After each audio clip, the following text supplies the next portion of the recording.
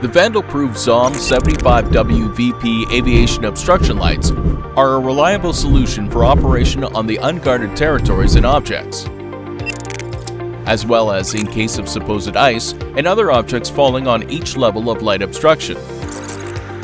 ZOM 75W-VP are low-intensity obstruction lights Type A.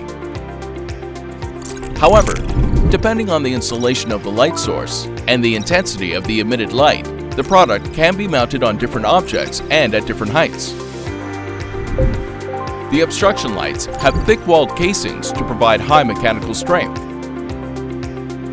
Reliable mounting offers total resistance to heavy wind loads and vibrations.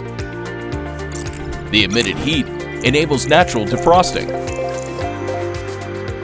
The ZOM 75W-VP obstruction lights can be mounted on a base stand or any other fixed component with a G 3/4 inch thread.